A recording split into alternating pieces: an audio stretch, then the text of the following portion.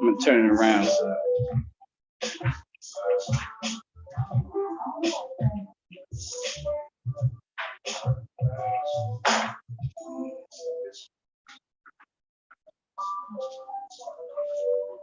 I hope it don't be jamming up internet-wise.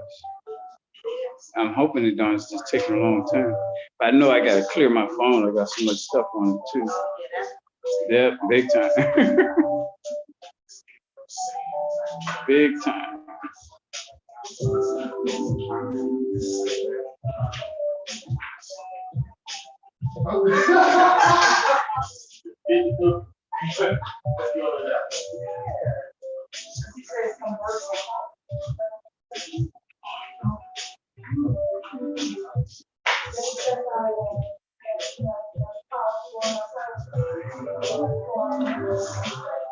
There she is, finally.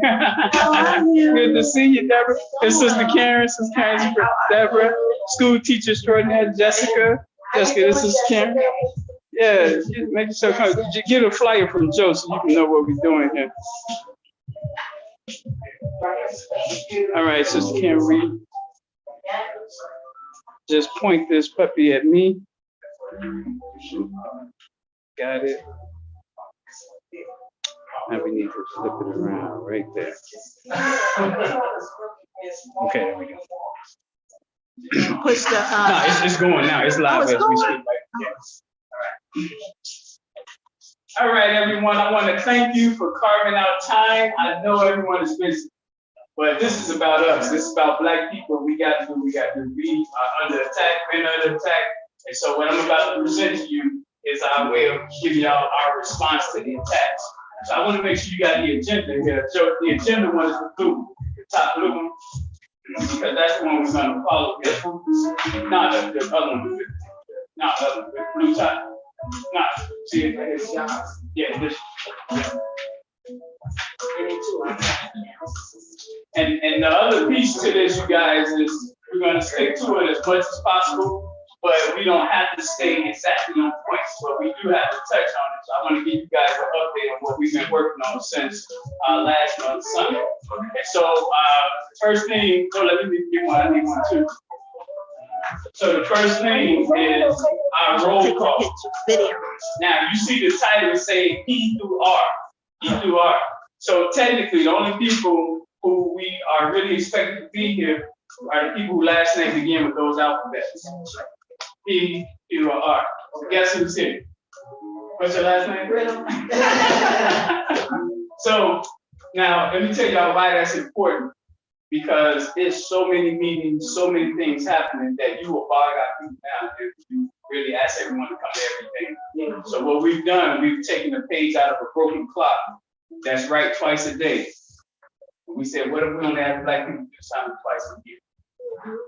By doing that and taking all the last names, now we got the whole year covered in terms of who we can count on because we know we didn't burn them out. So then our army right now is PQs and Rs until the 31st of this month. Then next month, its last name is STU. So I'm a Smith, so I'm on next month. So every month we know whose turn it is, and we won't bug you again until April. So you would think with that, people would be more ready to go because they're not burnt out. And this applies to your private life too. Like people always call you borrow money, put them on their last name. They can get money anytime, but you get to direct them to who should be giving them money that month because it spreads the workload. And so that's what this is. And so the key here, we got the couch too, so whoever wants to sit back there, you're welcome. I'm filming, so I need to stay in hindsight here. Just feel free. So I'm gonna go through the roll call real quick so you guys know who and how we're structured, national block of the university. So 60612 zip code is on the west side. We on the east side. So coming all the way from the west side is very challenging. So we don't expect too many of them to see here in the yellow.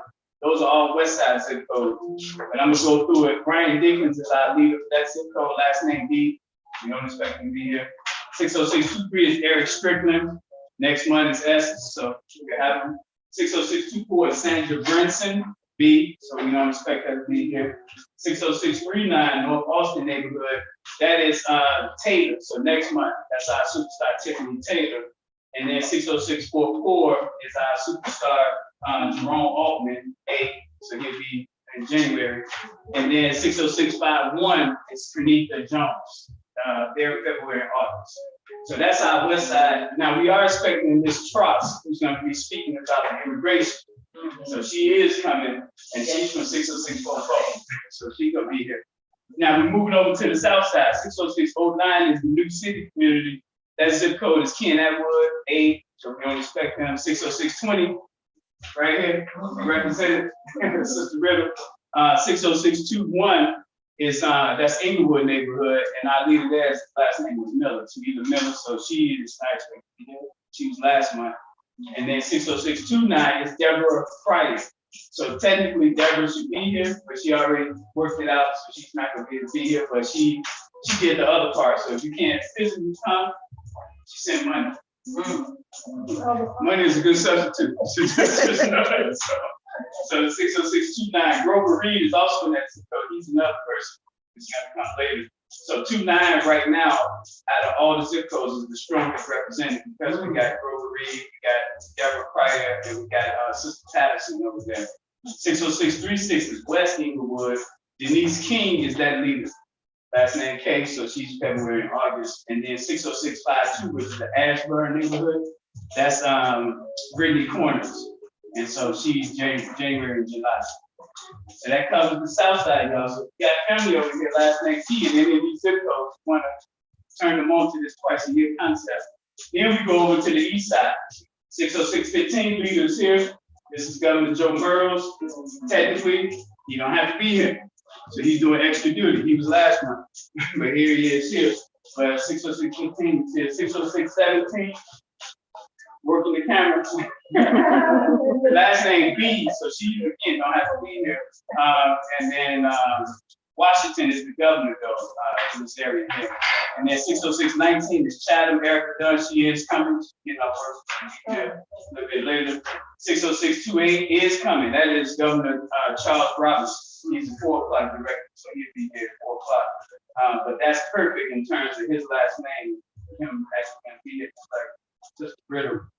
60637 is Woodlawn. Evangelism of Grace, based out of 60637 here from Woodlawn. All last names because of you guys coming out.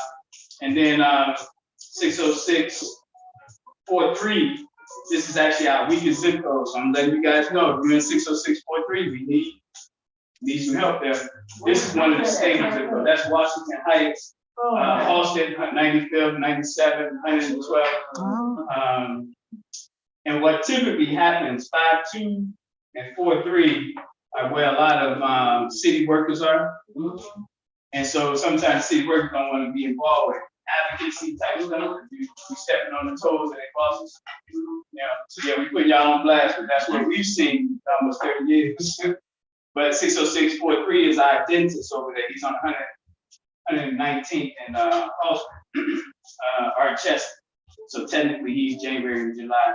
60649 is right here. 60649. We got a slew of people. You February and August. So she represented. So we got 49. 49 is actually coming. We got Natasha Dunn coming. She's governor here. We got Sister Rita. So we got 49 to be here. This is my wife here, Tamika, and my daughter Mariah, who's gonna take off the phone. So 49 will be represented, and that's why we're here in this zip code 60649. Well, you guys come to and rest yourself.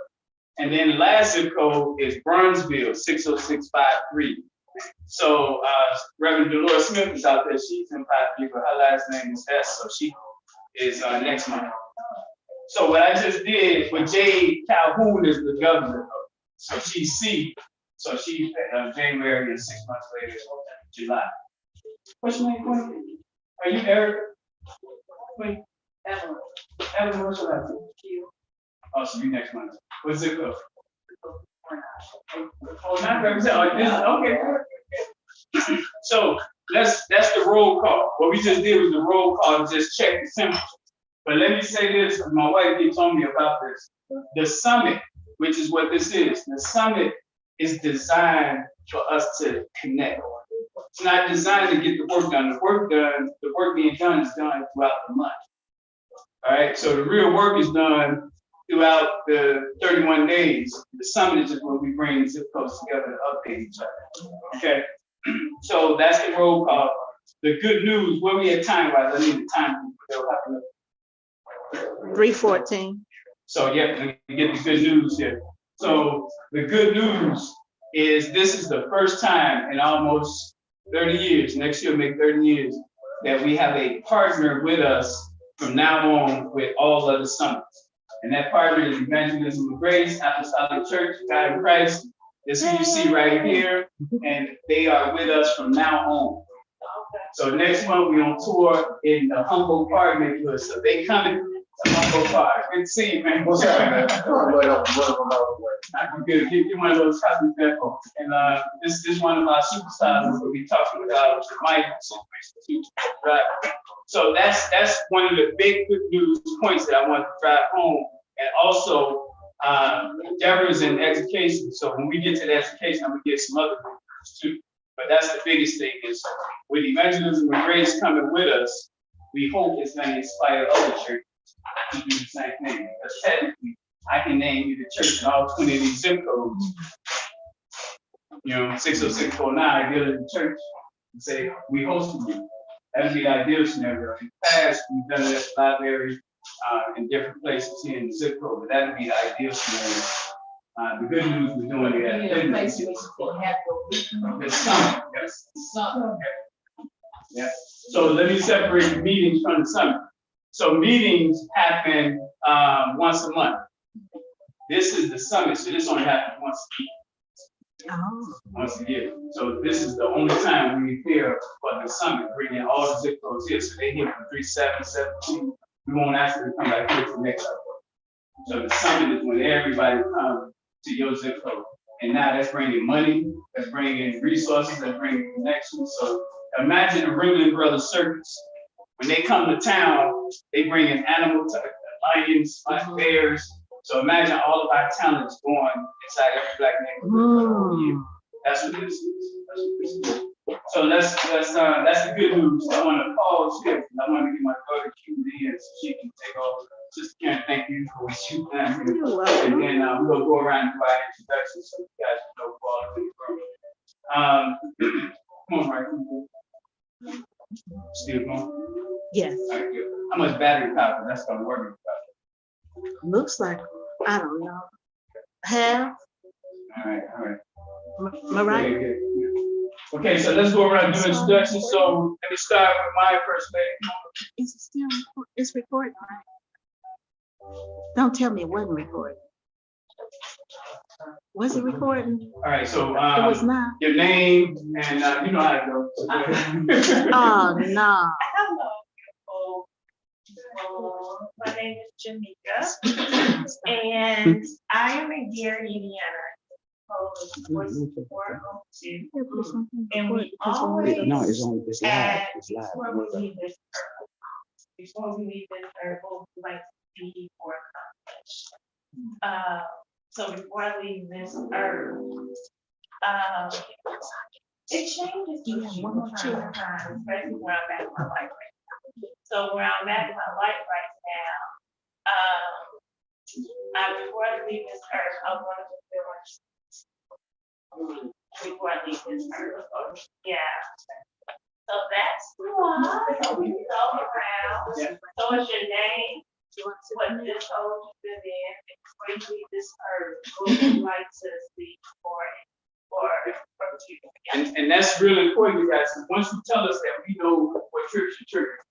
Like if I know this is what you got before you leave this earth, and I can help you with it, I got you. So, what do you want? All right, go ahead, sister. My name is Jessica Jackson, and I'm from 60649. So what I would like to see before I leave this earth is me reach my potential and see black people do well with me. Yeah, that's right. That's what I want to see. Yeah. Oh, My name's Deborah, and I'm in 60620. We probably missed Earth, well, I'm 20 now, so I'll have to update it later. But what I'd like to do while we miss Earth, and what I've always said I wanted to do was affect, positively affect the lives of young people. Right now, I'm a middle school teacher that's 6th, 7th, 8th grade, that's like 12, 13, 14. And often you don't know how you affect a person's life. I won't be there when they're 20. But as you know, you all have seen and experienced teachers or people that poured in your life. They might not even be here now, but something that they said has resonated with you. So hopefully, eventually some of my former students will be here doing this or in some way line of this. So I'm living in my purpose. Yes. And Jay-Z said his 6th grade teacher took him from Mars Projects on his first trip at the time. And he said, open this whole world up. 6th grade. 6th grade. I'm Double Joe. I'm pastor of Peter. My zip code is 60615. Bentonville, New Orleans, and I'm looking out. What I would like to see before I leave this earth is actually this household being a household name. Because this is a concept and a system. Yeah. And majority of them have a whole I have a whole lot. So when we can see this on TV, it's actually working for all of us. Change everything. That's what science done. Raise knowledge down to the shoes that I did core and it out.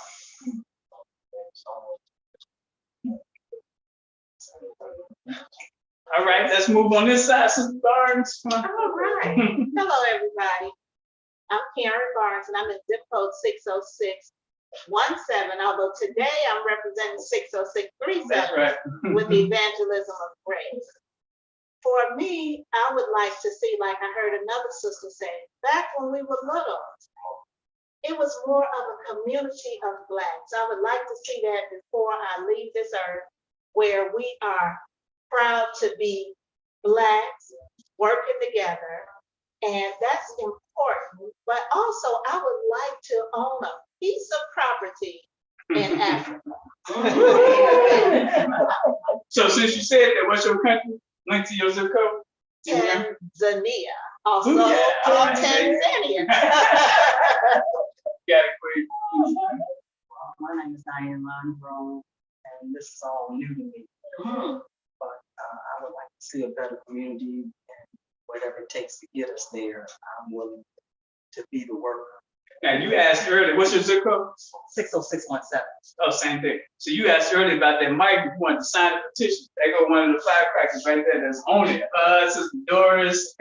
So you hang tight, they gonna be here. All right, you got it, Queen. It's on you. Praise the Lord. My name is Charlotte Curtis Maxwell.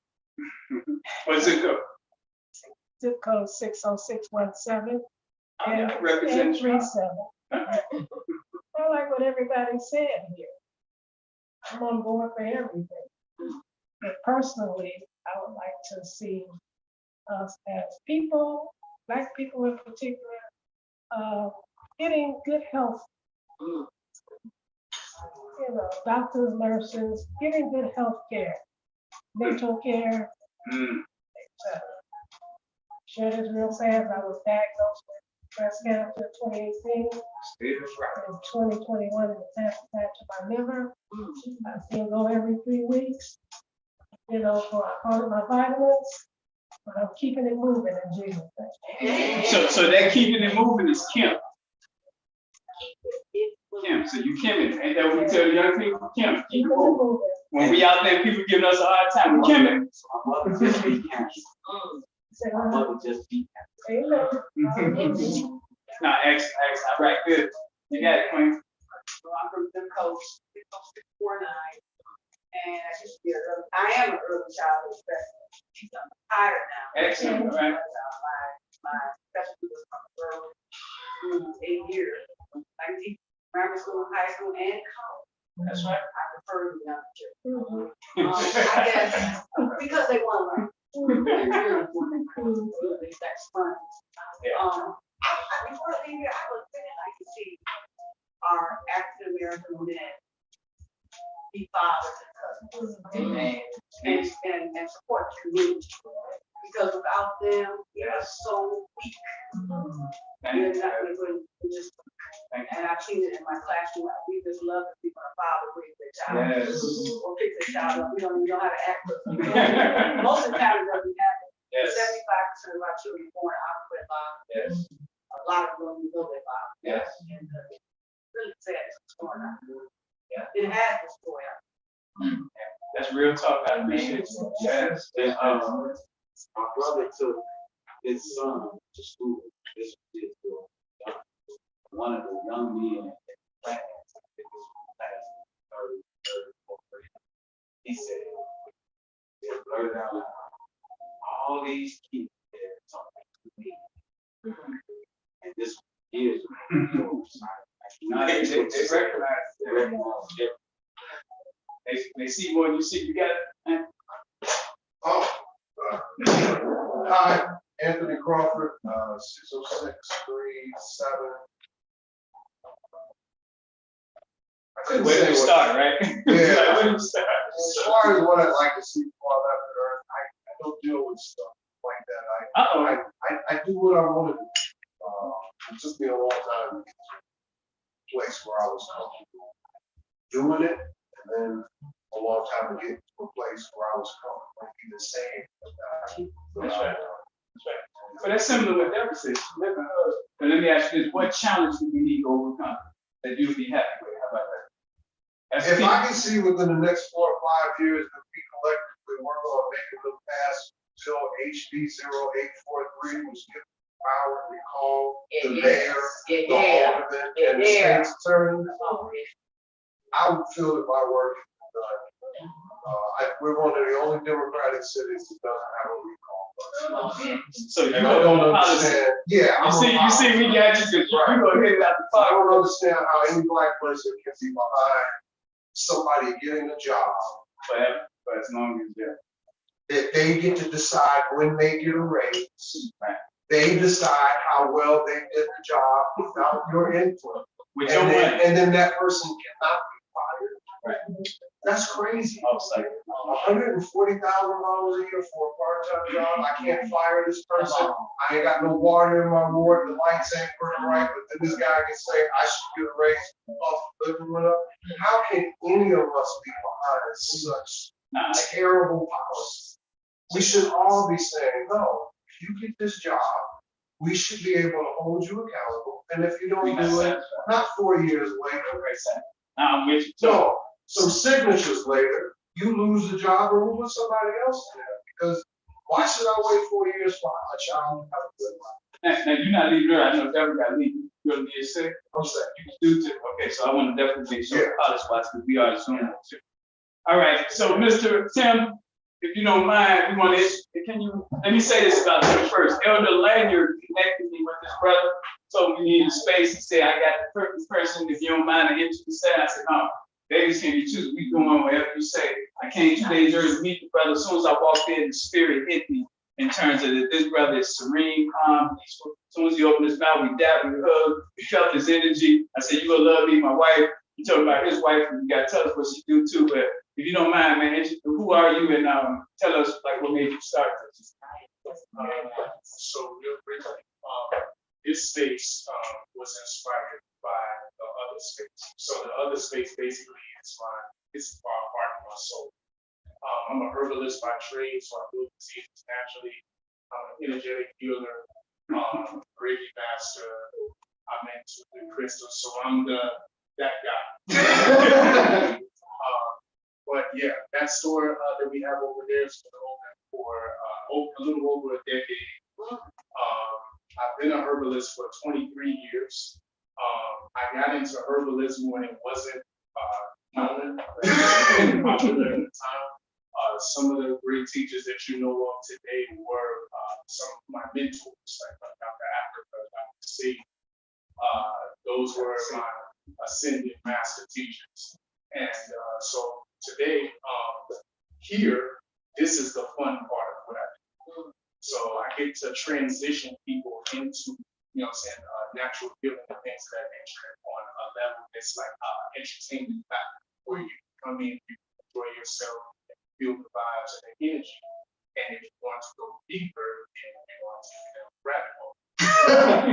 That's very tough. So yeah, so And your wife? yeah, so my wife, she is a licensed esthetician. She is a wound therapist by trade. She's a massage therapist, and she's also a natural hair care provider.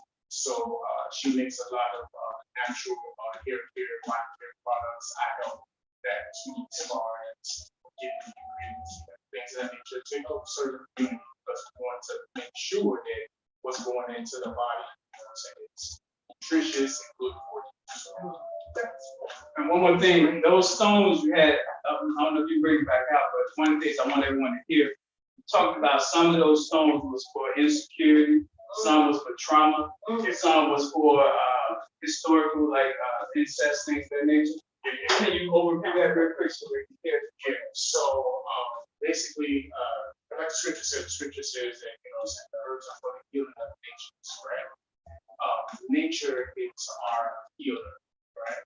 So a lot of times, when we have different diseases, different illnesses, things of that nature, we normally run into medicine and all of that stuff, which is, you know, dealing with symptoms and not actually dealing with the causes of the problems. So a lot of times people don't know that a lot of things that you can do on a natural spectrum, as far as placing different rocks in your room can change a headache or cause you, you know, to sleep better at nighttime. Different teas and things of that nature that you can drink at certain hours of the day can change your vibration from anger, you know what I'm saying, feeling some type of worry or unforgiveness in your heart. Drink this at a specific time, it can open up that heart area and release unforgiveness. So that's what we do. Like, I give you different tools, you know, to help you heal yourself versus, you know, playing games. You mentioned Dr. Sabi, Yeah. I think it's about, I don't know, 50 something they got rid of out there. So with that being said, how do you deal from the masses kind of trying to eliminate? So what? Wait, do y'all know what he said? They killed Dr. Sebi, is what he said. So, Yeah. So he was kind of sad. yeah. I'm saying, but it's. I'm 50 other after him, 50 other urban this time.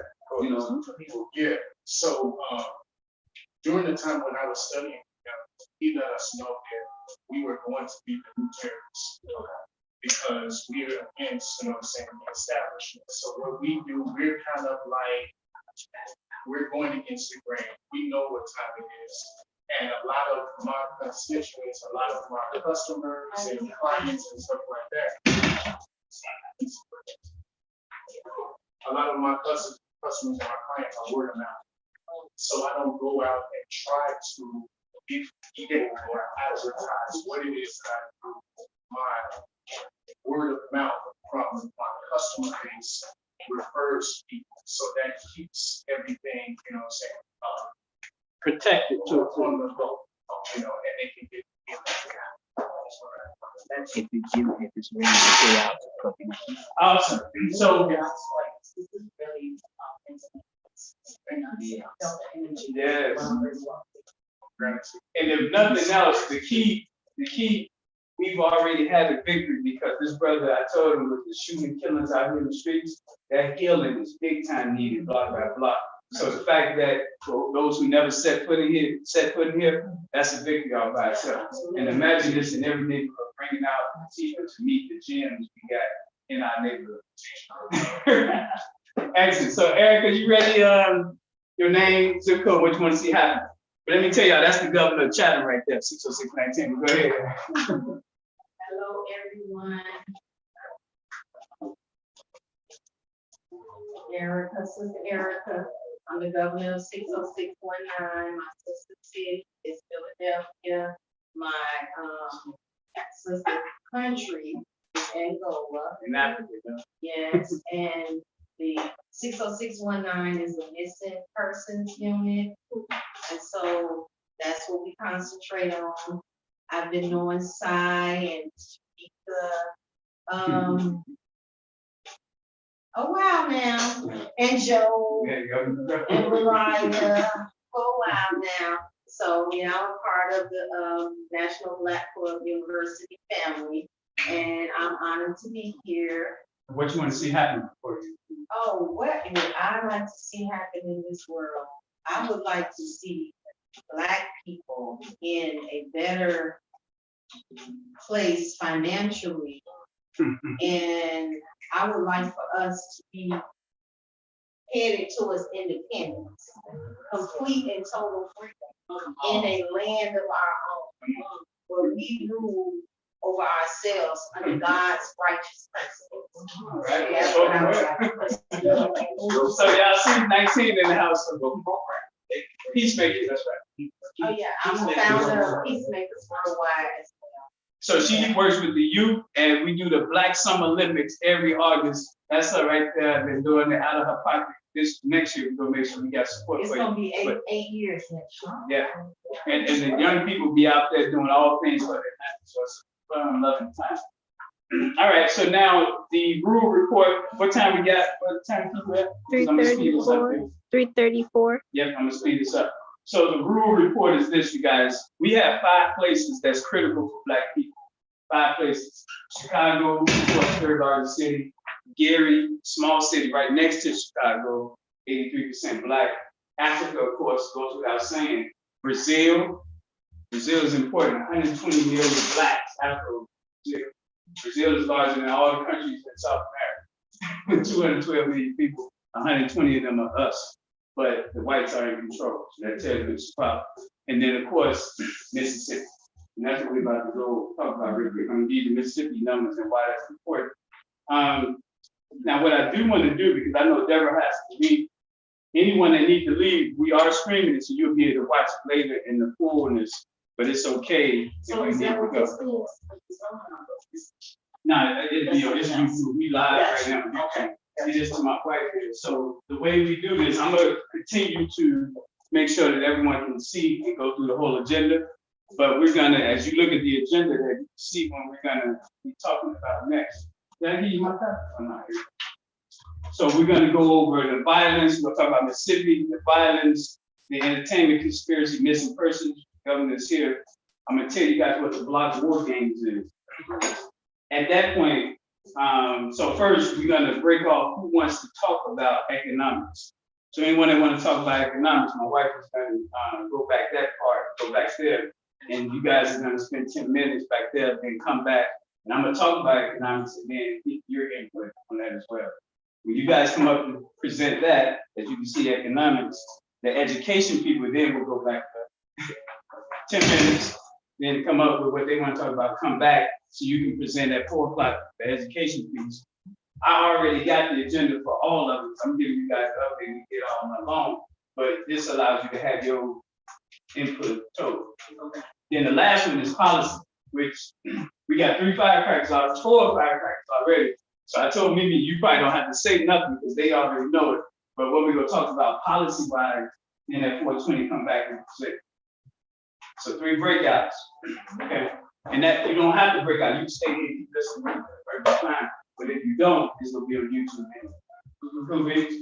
So let's see who wants to break off first on economics. And y'all know we're $1 trillion people. We're $1 trillion people, so we do need to talk about money. So what you got, man? It's gonna be a. Yeah, y'all can be, no switch. Yes. So you got the fire for economics? You got it? Okay. And we don't more than one. No, man. So yeah, y'all go, yeah, that way. So let me go over Mississippi. Y'all not missing nothing, you can watch it online, right? So Mississippi. This is Reuben Fellows. This is the walking encyclopedia. This man and his head got connections all around the world. So we're gonna hear from Reuben in a minute. Let me get the Mississippi piece out, because I want y'all to know why Mississippi matters. We're gonna have a campaign that says, can Black people have at least one state? Can Black people have at least one state, 40 to 90% Black? Can Blacks have one state? Because whites have 7. Can blacks have one? Because whites have 7. There are 7 states that's 90% white. And I'm telling you, politically, what that means is these states have 2 senators. The most powerful legislative body, Senate, they have 2. So 7 times 2 is 14, guaranteed to be white. No matter what we do voting, the fact that they're 90%, being 9 out of 10 people that look like them, so the reason Mississippi matters is because that's the blackest state in America. It's the closest state to us getting to be 40%. No other state is that close. And so, unfortunately, we do this too often. We run away from our power. We powerful here. We run it away from it. We go to the malls instead of shopping with our black people. Mississippi, the blackest state. And listen, ask people about Mississippi. I don't mess with them no more. That's our base. We gotta find a way to pour into Mississippi so we can get to 40%. So imagine a state where we control from top to bottom, black state troopers, the black police in the county, black electricians, black hospital, black whatever city. Mississippi is the closest state to that. All right, so Mississippi matters. So I'm gonna give you guys these numbers real quick. This is why it's the poorest state in the union. Holly Grove, Mississippi, 64% black. It's 509 people in the whole town. 21% of the people in Bentonia is in poverty. It's only 50% black, 479 people. Small towns, we can easily go in there and build them up. Easily. The median income is $37,000. Jackson, Mississippi, the largest, 29% in poverty. Almost 1 out of 3 people living under barely can make it. That's 82% of them is black, 166,000 people in Jackson, Mississippi. Their median income is $55,000. So that's just a tidbit of Mississippi. And if you go through it, the poverty numbers are crazy. 72% of the people in Utica is in poverty. I mean, almost everybody there is in poverty. You don't think we got the money in Chicago alone to go and buy up? So if we don't change the narrative, we keep running from Mississippi instead of pouring into Mississippi. There's no reason we can't buy trailers all over mobile homes in Mississippi. There's no reason why we can't go down there because Mount Bayou is the first black town. Yeah, go ahead, Reed. The president of Arkansas is 21 black people. That's why we go back to Mississippi to take over. If 18-year-old boy take over, these 18 and 19 take over. He's the mayor in Arkansas. So you can see if that can happen, Mississippi being the power, we take that, give it to some young people that's conscious and push them up. Big time.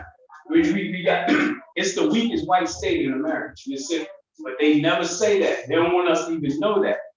If it's the blackest state, conversely, if we almost 40%, they can't be 80%. The numbers don't go. So they don't want us to know that they're the weakest white state. No other state got 56% whites. They all white. We got 7 states, 90% white. So they don't want us, that gives us a glimmer of hope. That's weak. We strong, let's build that up. They want us to think that they the most racist, the worst, don't come down here, let us keep control. But we gonna keep talking about Mississippi to build that up. Any thoughts, anybody want to share Mississippi? I know Reed gave us. I would like to say, I'm reminded that that's a lot of our roots. People have left there, but most of us in here, our ancestors have touched this. And because of those deficits, economic and otherwise, people have left. And you do understand that, but we gotta come back and we have to make it strong. Gotta change the narrative, so we want to go back. Think about it. Your money goes with purpose in Mississippi. It's a no-brainer, but we literally are selling land. When Rolling Fork, when the tornadoes wiped out our black people there, the Arabs went over there and was offering them pennies on the dollar because they was in the midst of trash. How cruel is that? You know what I mean? So, but we got Chicago is very affluent. We are much more affluent than a lot of places. So we got that extra money that we pulled together. We can really get down there and have impact. A lot of people down there are really struggling to make ends meet. And because they don't do the internet like that, we don't know. They're suffering in silence. And we up here flossing. All right, so wanted to make sure we were good. Yes, sir. The former president Donna was just here in Operation Push today. So King of Ghana came last year with Jesse Jackson crown, then they came and did Danny Davis and others, and they came to apologize for the role that Ghana had. Now, the guy that used to be the president in Ghana, so the king was here, but the guy was the president before. He's running again, he's gonna be the president, so he's here fundraising. And he's talking about we gotta come back home. I'm just showing you how Ghana, our ancestors, get cotton, got beef, that it's time to come back home between Mississippi and Ghana. Whatever, so I want to connect with that in a good spirit, It's not but about. they talk about coming get those citizenship, get land. And what Sarah told them, we gotta take our gift after being here and go back and cultivate it. Anytime. And keep in mind, Mississippi produced the most millionaires in America before New York. They literally left Mississippi and went to New York. Yeah. Mississippi, so spiritually, the roots of Mississippi is powerful. And this little Chicago, they came right up in the clouds. That's So what why do all Chicago. the black people leave Mississippi? Well, they had a right to, which is the oppression. The beach. So some of our uncles who were rebellious, like Sarah and myself, they gonna whoop them white people. They had to send them up here before they got killed. So they ran them out, they came out, some of the hardest brothers, you got, my son ain't gonna stop, he ain't gonna take one. So they sent their babies up here, uncles had guns, so a lot of them was fight white and shoot, and they had to get out of town by now. Yeah. And we are on live, so just watch the say if you don't want everybody to know. So just know that. But it is what it is. When we say, we say. My whole family from Crystal Springs, Mississippi. Get one of these two. Here. Let me show you how to take this. Here you go. All right, what was you saying? No, I was just saying my uncle's family is from Crystal Springs, Mississippi. Where at? Crystal Springs, Mississippi. Ooh. And the stories he have told me, Mm-hmm. him and his mom used to go down, travel down there every year. Mm-hmm. The stories he had told me about Mississippi. Wow. And then I used to go to like Biloxi, Mississippi Mm-hmm. with my father-in-law. Mm-hmm. He used to drive from Chicago to Biloxi just to buy shrimp and fish and stuff And the Gulf. and come back. Yeah. But the stories my husband tell me about Mississippi, he said they own land. That's right. And everything, but it's all gone now. The red line is just here, and the black line is there, just trickling goods. And what's dangerous right now is the Black and State Union, and with this migrant stuff, they can easily supplant us down there because all of these towns, 500 people, 400 people in the town. How many migrants we got here? 18,000. Just imagine them flooding our little black towns down there. So it's important that we don't look down on the city, that we create and pour into it. And a lot of our brothers out here on the streets need that rural environment, even if it's just for a small boot camp session. They need that therapeutic. Brother Tim could probably speak to that, getting out the concrete jungle so that they can breathe and take in some different air. And we didn't have diabetes, high blood pressure. These always things are raised it, we grow it, and we was more healthy because we ate from ground. They got up here, went back down, converted to correct. All right, so let's switch gears here, and unless you guys have anything else, I want to give y'all this entertainment conspiracy. And this here, just so you guys to know how deep this is, what's happening. We have, as a people, we've been the ones that create. And when you're in the struggle, that's when you have to figure things out. When you're privileged and everything is given to you, then you just go out and you just explore. We see what's happening. But when you somewhere and it's hot, you figure out how to create an air conditioner. When you somewhere it's dark, you figure out how to create the light. So a lot of stuff they put their name on, they didn't create, they didn't privilege. Why create something? Because all plus. You go and look for the Titanic. You know, you pay money to go see the Titanic. And then it expired down there. There was other stuff to do. You spend money to go see something. So that's what we're dealing with, that spirit of people. And so the struggle, yes, sir. I was gonna sit on this one. My family owns like 200 acres in farm in Mississippi. It's been in the family for a long time. Yes. But way back in the 1900s, the governor of Mississippi, mayor of Jackson, and all those big time white elected officials used to come to the farm once a year for a fox hunt. Apparently my great grandfather was fox hunt. And one year, they brought some guy with him, and he gets out of the car and looks around. He said, "This nigga got all his land?" And everybody stopped and froze. Now, I want to read the room for a second, because we got so many narratives that we love to tell that we ignore the ones that should be told. What do you guys think happened? This black person owns 200 acres of land. White guy. Okay, what does anybody else think? Exactly. All right, here's what really happened. The governor comes to my great grandfather and says, "I'm really sorry that he said that." And my great grandfather said, "Y'all got to go." And my great uncle told me, he said, they begged Daddy for 2 hours to please let them have the fox hunt. And they said he didn't mean it. And my great grandfather said, he might not have meant it, but he said it. And I heard it, "Get off my land." And they left. And they came back the next year and said, "Hey, Mr. Brown, we didn't bring that old hillbilly with us this time." And I'm telling you that because we love telling these stories about how we have no power. But when you have your own land, Right. he didn't have a job that he had to go to, because the farm is the job. So there is no job to lose. It's his land. Yes. If you're gonna try to take his land, that's a gun battle, because they're all armed, and you're on his land. In a state that says, if you come on my land acting stupid, I can blow your head off. You can't do that here. Somebody can come all up in your driveway and beat the shit out your mama, and if you pull a gun out on them, you're the one who lost. My great uncle also told me, he said, we didn't know anything about the Depression. Now, I'm a history major. I was like, what are you talking about, man? But he was like, that wasn't a real thing. And I'm arguing like I was taught in school. Right. No, there was a depression. And he said,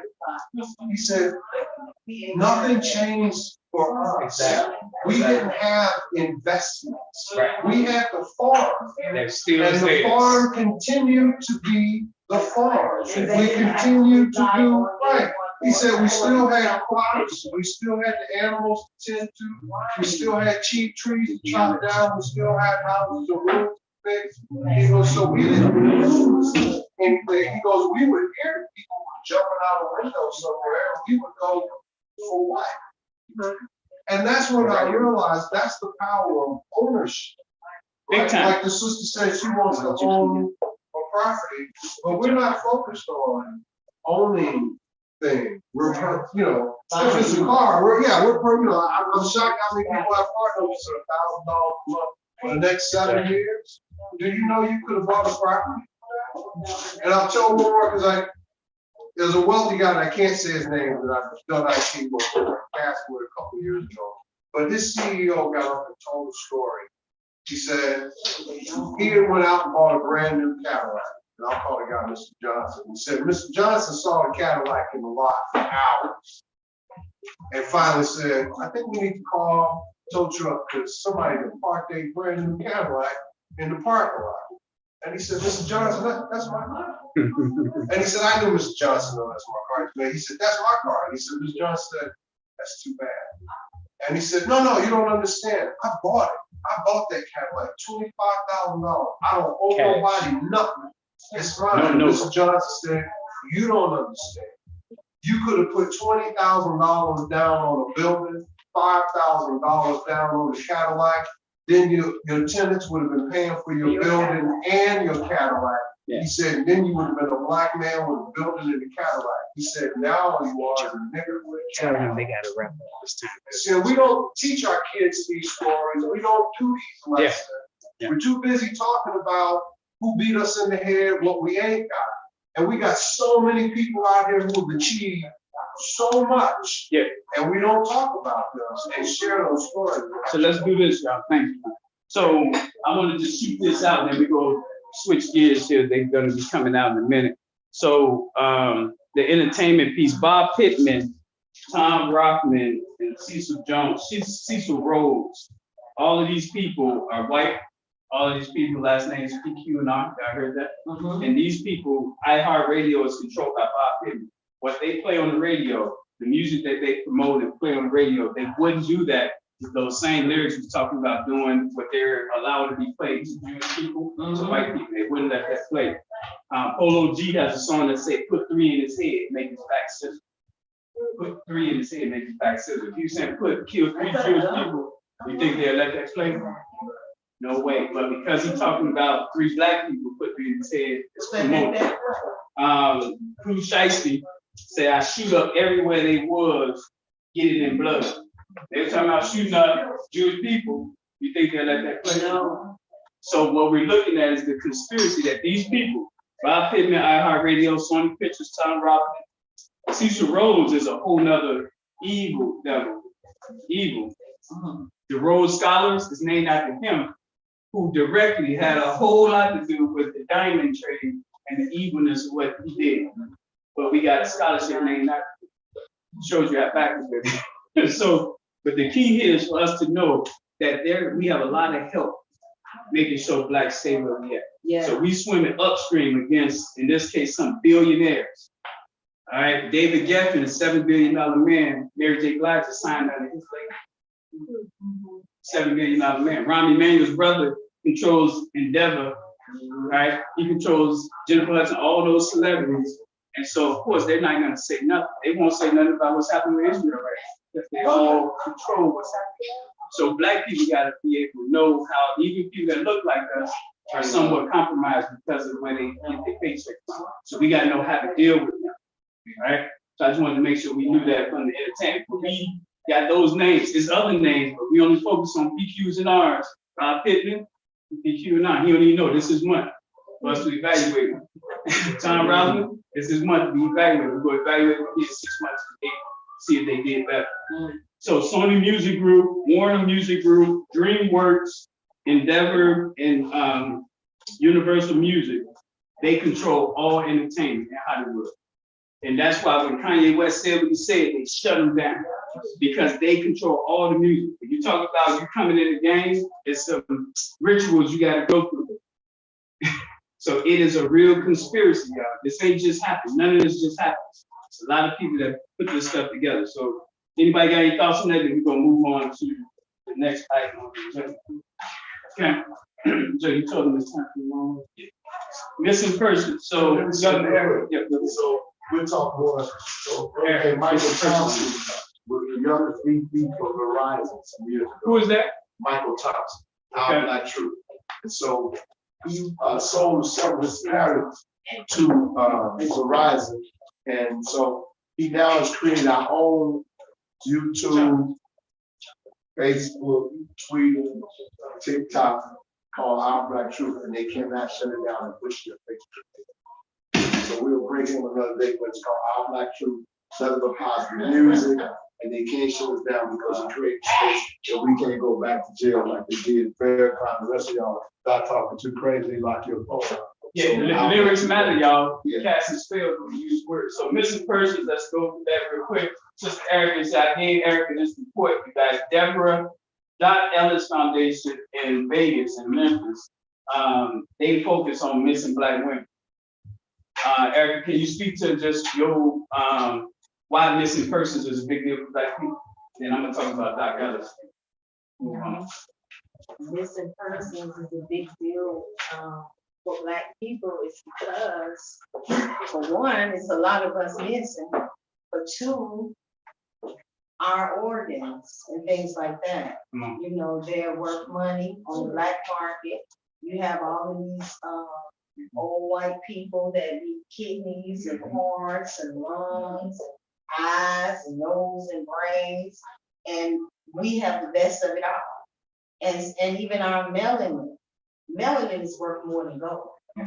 And I'm telling you, literally for a healthy Black person, a Black man or a Black woman that's healthy, your body is worth billions of dollars, just one body. So that's why you see them coming up missing. And then you have sex traffickers. Yes. Then you have a lot of pedophilia. Pedophilia and sex trafficking, that's an epidemic in America. And it goes all the way to the top, to the White House.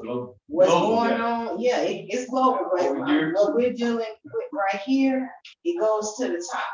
And that's why a lot of this stuff is happening. And what's going on right now at the border, at the southern border, all they're telling us here is, oh, be compassionate for the children that these illegal immigrants that are coming in have a heart for the children are sleeping on floors, but no one is saying that it's over 100,000 unaccompanied children that came across that border that's missing. The government is placing those children in with pedophiles. They're literally putting 100 children under one address and then they disappear. Don't nobody know where they are. So And keep in mind, y'all. Where do you get this information? oh, you. Now, I was gonna say Google so you can fact, so y'all don't think straighten that up. Epstein did not kill himself. Please know that.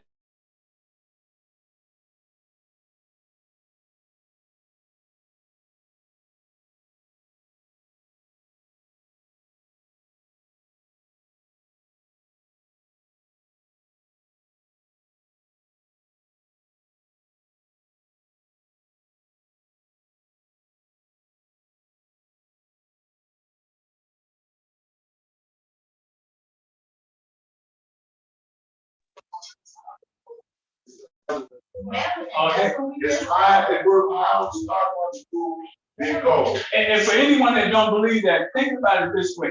Who else could be in the sun 18 hours, 55 back in the day? God did that in terms of the body's being able to endure that.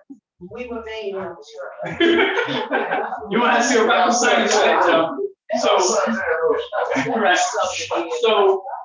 So just so y'all know, the vacant buildings on your block, any block with vacant buildings, I want you to send it to this number 312-405, text it, because we have a registry of the vacant buildings. So I just want to make sure y'all know that's the action we can all take. Because whoever owns that building, we need to find out, make sure it's secure. When people come up missing, if that building is wide open, we want to make sure that we can search it. And women, we ain't asking you to search it. Again, connect with us. That's what Eric and I can focus on that. Got our Governor Rosewood here, which probably got the most abandoned buildings, so that we can put that on our things to do list. We got people in every zip code, but we got to take ownership of those vacant buildings and hold people accountable for ownership, because missing persons is tied to that too. To block war games, real quickly, what this is the front, back, left, and right on your address. Do you know your neighbor in front of you? Do your neighbor in the alley behind you? Do you know the neighbor to the left or right? Do you have before phone numbers? If you don't, that's a problem, and that's where the war games come in, where we come out there and help you, your force field, front, back, left, and right. It's that simple. So that's the block war game. And we got to do war games because if you engage black people the wrong way, they'll cuss you out. So it's a certain way we got to do it. So that's why we say war games, because it's battle. Knocking on the black person's door is warfare, especially if the game on. Right? So now we're gonna bring up the people that went in the back and talked about economic development. So who's gonna speak up? Who's the head person who's gonna give us some thoughts? Well, we were Jessica, you got it? Yeah, we were just talking about the need of recycling the black dollar, about how the black dollar only stays in the community for X amount of hours as opposed to a period of time, and the need for educating black people on business and on management of money. But then another piece that we talked about was the importance of pressing the local government right now for the money for economic development that's been earmarked for the south side and west side. Where's that money? So that we are able to actually recycle black dollars. If there's no businesses here, it's nothing to recycle to. You're forced to go out in the community and have to buy groceries, have to use the cleaners, have to go to a auto fixing place or a car lot. When we know if you lived over here for a long period of time, in the 60s, 70s, and 80s, all this was black owned around here. The majority of it anyway, very little of it wasn't. Yeah. So we could, in fact, recycle black dollars. But now with nothing being here, it's impossible to do. So the one example that we used was like how now they got a lot of these younger generation believing that everything is done through your phone via mobile. But we said that this is a perfect example, this establishment right here, the significance of big and more. That's why And how we have to own our business. business and how our parents who were entrepreneurs and all, they own those buildings. It wasn't just about leasing a spot, they was about ownership. And we have to get back to that. And one way to get back to that is to press the local government for the money that's owed to us. Not to sit up and accept excuses for long and no more when we seeing them rain money to these immigrants. Give us our money and rebuild our communities. And she's young and a new entrepreneur. And so I'm supposed to give your mother my accounting book for you to learn your principles, and then she's going to take it from here to show you. I want to ask a question. How do you go about doing that? Because we go down to those city council meetings that we've been going to. So you guys at the same post. So the main thing is to link in with Sister Doris not here. Okay, so you know Sister Doris, so we gonna make sure you connect. I'm here for Victoria's Way. Yeah. Okay. So the biggest thing is the networking that happens here, so that everyone has each other's numbers and all that stuff. You had something to say? Young children, 3, 4, 5-year-olds learning about economics, and I have a little lemonade stand, or sell little cookies or whatever it is at school. The teachers will, help them. Big time. To save the money, to buy more supplies, money. So it's real simple, basic, starting at very young age. If 15 is too late. Right. Get them going early, yeah. And did y'all talk about every Wednesday being economic day? Yeah. So it's 4 Wednesdays, y'all, each month. How many of us in this room right now can name, because we gone through all the Wednesdays now, how many here can name 4 right now? For what? 4 Black businesses that you put some money into. We ain't gonna put you on the spot yet, but I want to know how many people can That you did this. that you spent money with. So here's the problem right here. So see that? See? So the key here is no matter what we do voting wise, if we don't take our money and invest in our risk takers, we're hurting our risk takers. Business owners are risk takers. They're taking risks. They got families too. So whenever we don't do that, circulate, we suffocate. And so when we can't name 4, Chinatown, Retown, you can name 20. We can't like, oh, like that's minimum stuff. That's basic. So what we did, we came up with, if you can't name 4 at the end of the month, so we got to the 31st, you can't name 4 by then, we got the cash out to 4 Black businesses that you just sent $5 to. So you get to pay the penalty, if you will, so that you can be able to say, I named 4. And these Black businesses, all they know is they start getting these pings on their cash out. Ping, ping, ping. Man, this game really real. But Joe introduced me to the only Black cell phone guy around 630 Cottage Grove. It was his turn. He started getting cash out pings for $5 from people in Georgia all over. So that makes them say this thing is real. You know what I mean? So that's the penalty if you can't name 4 on our own. Ideally, you name 4, you ain't got to worry about that $5. But in the event that you can't, please don't go the month without doing it, because this is the Achilles heel. No matter what we do, if we don't take our dollar and help our people, waiting on outside to do it is just it's not realistic. And so that name your 4 is paramount on the economic side. All right, what you got, man? And another line that we can't find in stores, the blackmall.com, over 5,000 Black businesses owned by Blacks, toothpaste, all products. So if you can't get there, you can't find a local. We want to do both online and both. If you can't, you can go on there. Like I said, we're going to move the money around. So imagine every Wednesday in the United States, if a business is hurting, they know on Wednesday they're going to get a stimulus package. Because we come. And who can they kill? There's nobody to kill. The Blacks just agree to move on soul. No leader to kill. What you got?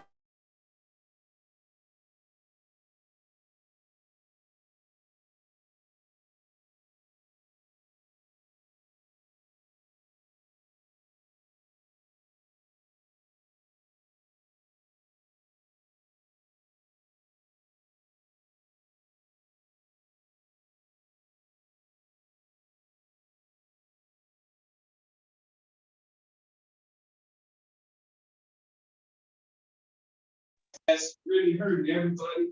investment firms, BlackRock, Vanguard, and State Street.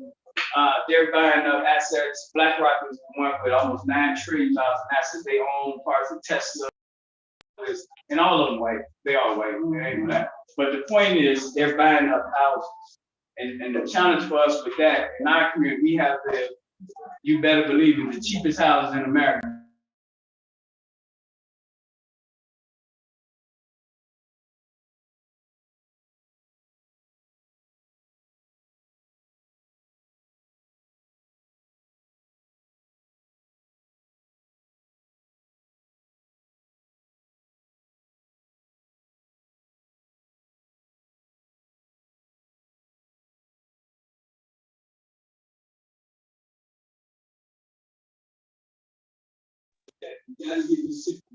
Yeah, because BlackRock is coming. And the head of BlackRock is at the University of Chicago. Oh, yeah. So it's an anchor in Chicago. They will have a lot. Chicago is a major player in the world. It should be a major player. So please know that. Adam Bob was actually at the University of Chicago. That's who it is. Yeah.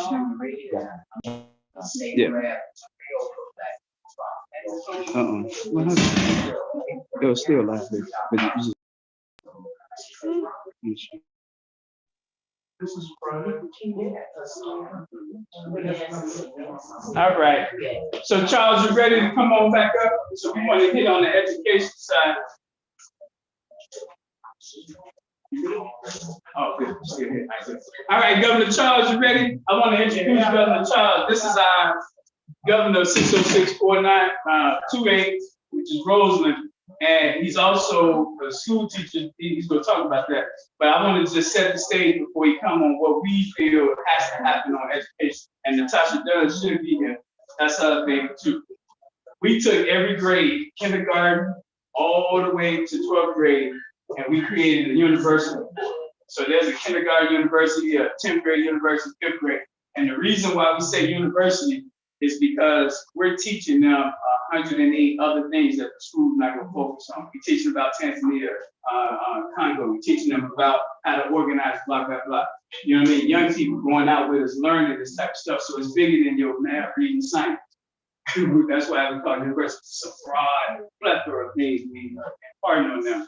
And every grade is linked to at least one profession. So they say third grade test scores when they start looking for your prisons. But we link all carpenters all around the world to financially help third grade. So if you got a carpenter, they should be helping third graders financially. Winter coat, winter boots, school supplies, you name it. We link all restaurants to third grade. So if you're a parent of you got a third grade, you got layers of support with restaurants and carpenters in your zip code. That's the expectation. So we meet them, we're telling them who they link to. Nurses got 5th grade, barbers got 8th grade, plumbers got 12th grade. So every grade, and this is so we can make these universities stick. We gotta finance it, and this is us doing for self. So we're paying for it, not outside. So having said that, Governor, what did y'all come up with on education? Well, yeah, hello everyone. First of all. Yeah, as Sam said, you know, this thing with NBCU, we got third graders linked to restaurant and Yeah, right, minimum. yeah, third graders are linked to that. So that, to me, that's a problem, solved more than a problem. Because therefore, for instance, our retired cops can link up with them. They got nothing but time.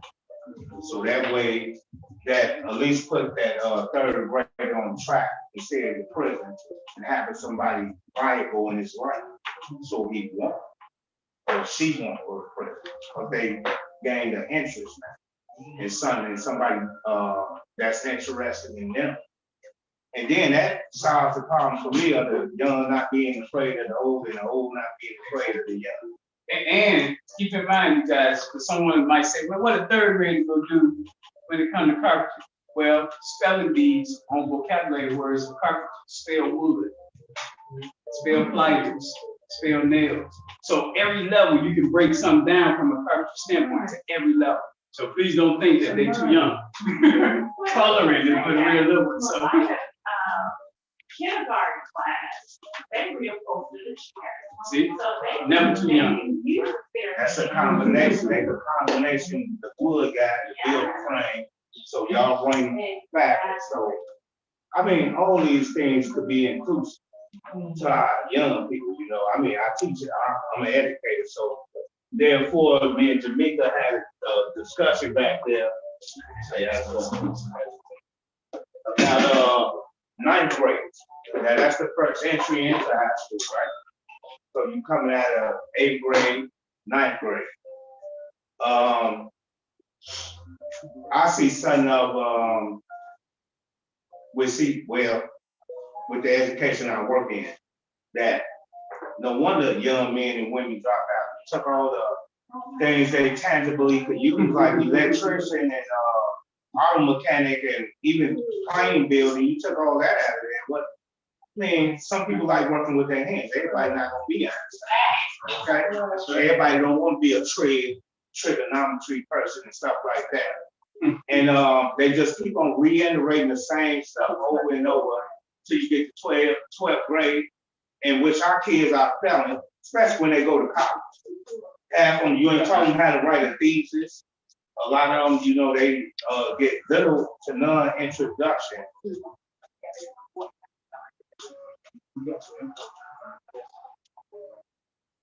They get little to no introduction to more exposure.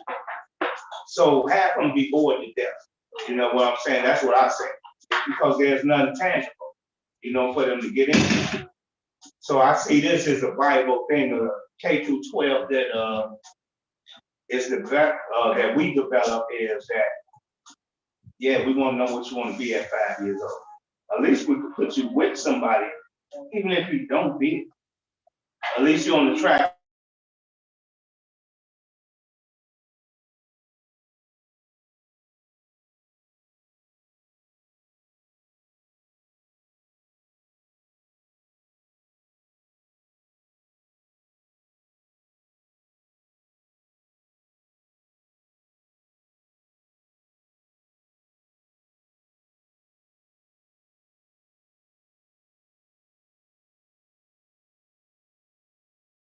Yeah, this is Deanna is also education too. I know. Yeah, and they just found out they got a grandson coming first time, so they all right, so now we're moving on to that health, we in the health spot here. So I would say this, and then Tim, if you want to add anything to it, but every Thursday is health day to us, every Thursday. So when people talk about gaining weight, losing weight, stop smoking, it's 52 Thursdays a year. Can you at least do one? Can you at least do half, do 26, don't smoke 26 times a year? Like start, you know, people, New Year's, I'm gonna do 10 push-ups. Then by March, and I'll do it next year. So with this, you do it Thursday. So you got 4 Thursdays each month, so you can make it manageable. Don't set yourself up for failure. So Thursday is health day. Any nuggets you want to give us, Tim, on health? All things in moderation. Mm. That's the golden rule.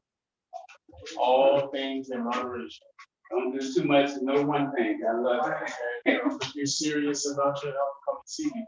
And I'll consult you, you know, and give you the educational tools that you need in order for you to be healthy. Yeah. And keep this in mind, as Reed would like to say, that health is not just spiritual health, mental health.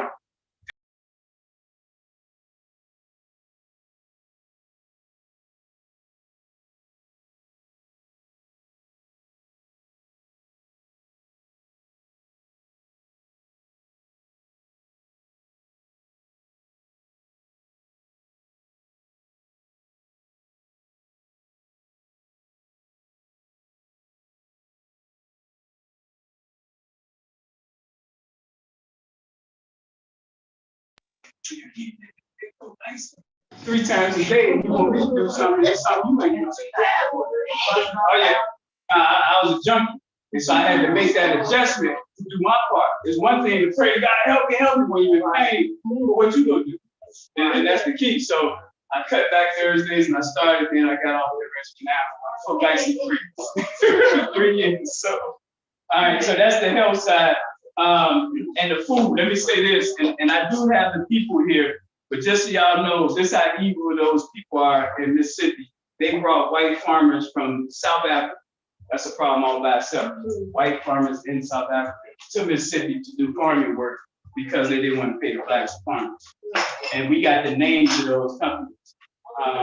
Oh, wow. There's 13 of them, and the USDA sued them. So they did make them pay. They only paid $130 with no money. It's a joke. But the point is, you went to an African continent and brought white people to work in the blackest states in the union. So that just shows you that degree of callousness that's in these people. And then paid them more and had that black Mississippians show them how to work the equipment, show them the landscape. But it's consistent. Yeah. It's real So evil. then, what happened? They paid $130,000 fine. But that's a drop in the bucket. It's nothing. And that's just it. Until we do what we got. That's why the awareness matters. Mississippi need help. They deserve our help. Yes. That's crazy. Yeah. So what we're doing, and you guys get ready to come up and hit us with some items. The biggest thing for us is to be structured so that we can fight back. It starts with the structure. Just like this, my daughter, this is the household structure. Wife, husband, and daughter, that's the household structure. That's the makeup. Now we got a system on how we operate. So first, we got to have our structure. Where's all our food people? Where's all our farmers and chefs and restaurants? So we can focus on this. You know, we got it. We got their names here. And so the key is, we got Team 7, which is our structure for food. They're literally poisoning the food, you guys, to make sure that they can make money on the back end. They passing laws to make sure you can't grow food like in Florida. You can't grow food in your yard. So it's an all-out battle. Well, I think that part, because Europe can't grow food all year long like Africa can, a lot of that stuff I personally think is more or less they want to wing themselves on their dependency on Africa and South America. So they coming up with that so they can feed themselves personally. But I know Eric ain't gonna believe that, but that's just what I think. So give them a little bit of benefit out. All right, so now we're gonna hit this section here is dealing with policy.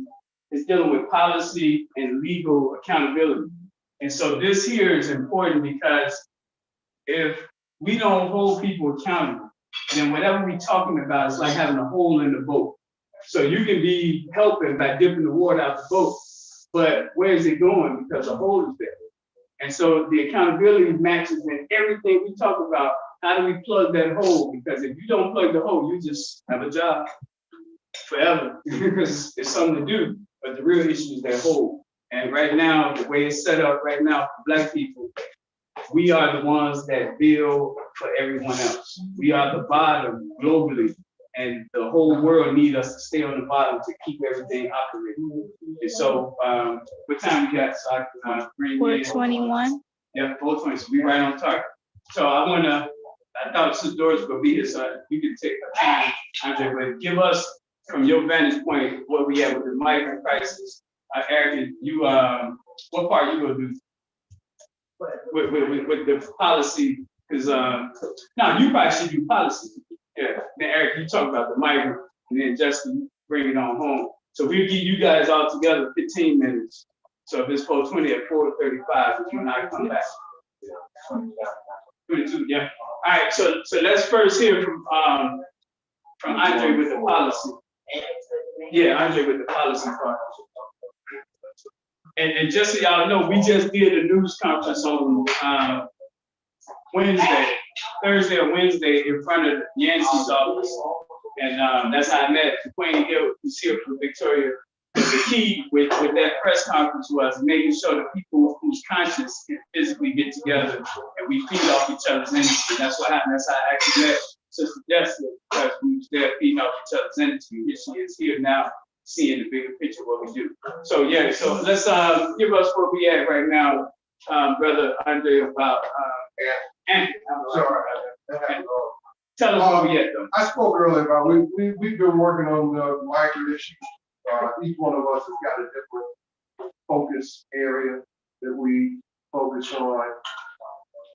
I'm gonna share some info for you guys, if you got phones or something, take notes, for you to educate yourself on this issue. One, there's a book called Back of the Hiring Line by Roy Beck. It is the 200-year history of how immigration has negatively affected the African American community. This is not a new thing. It's a 200-year history. So that's Back of the Hiring Line, Roy Beck. If you're not a reader, don't forget, just go to YouTube, type Back of the Hiring Line, Roy Beck. There are a bunch of people that have interviewed this dude about this book. So don't feel like, I don't feel like reading 300 pages.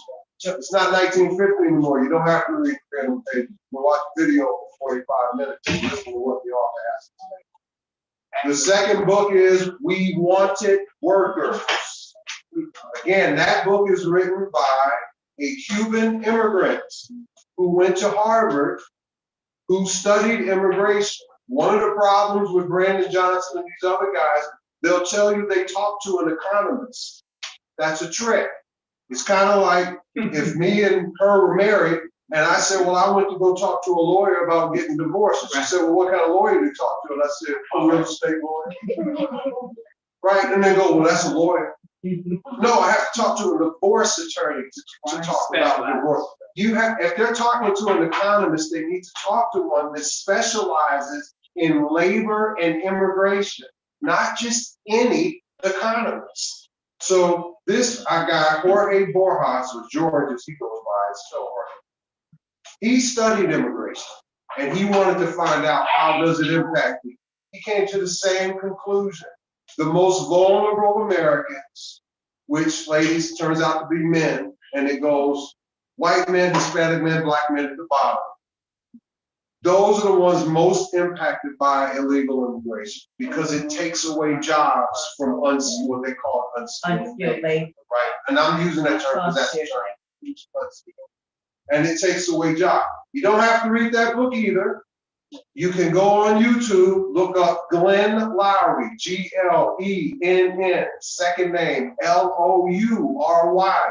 He also is a Harvard educated economist and a black guy that grew up on 75th and Lafayette. He interviews this guy and they talk about this issue for about 40 minutes. I would start with watching those two things so you can educate yourself on the history of how does immigration affect African Americans. Because I know this thing's got our community split between we always root for the underdog, help everybody, and then there's also this issue of war, we under the underdog also. So then what do I do with that underdog? So one, you need to know the history of what happened. Right. The second part of this is power. And this isn't specifically about Brandon Johnson. So I know some of you guys have Brandon Johnson flags. You have to put them down and learn. You can't ask for anything from a person that you can't fire. You can ask all you want. And I'm saying that as a person who used to run IT departments.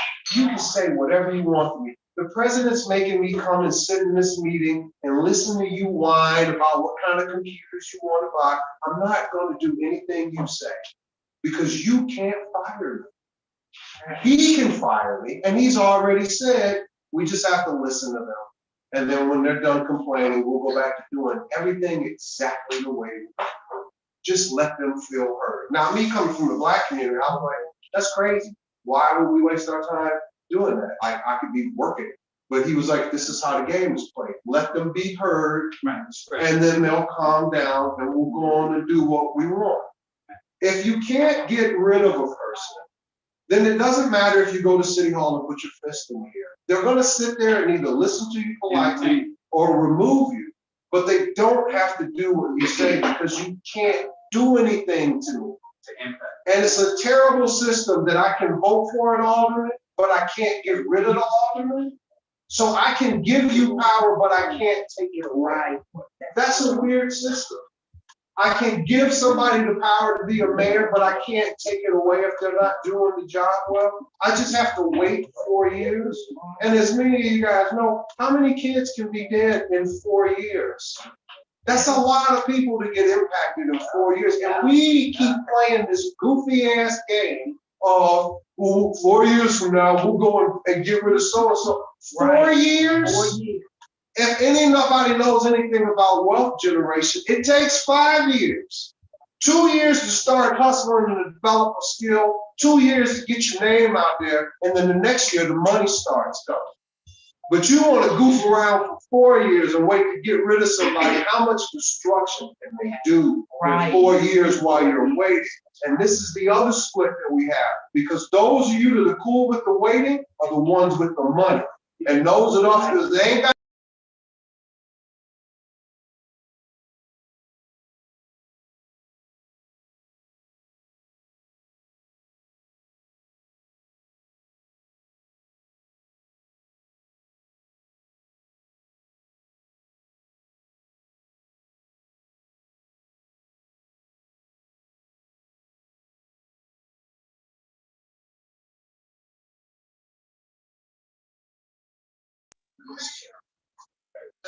it's not about Brandon Johnson. It's about us. What do you want? That thing has been sitting in the Rules Committee since 2021. I went and looked up other bills. They passed within 3 or 4 months. Why is this bill being hidden from us? It should have passed 2 years ago. And this migrant thing wouldn't be an issue right now because all of us would have the ability to recall every single alderman that didn't do what we want. I wouldn't start with the mayor. If you want to play a chess game or fight a superior opponent, you take away their support first. Yes. You can't fight them directly. They'll beat the shit out of you.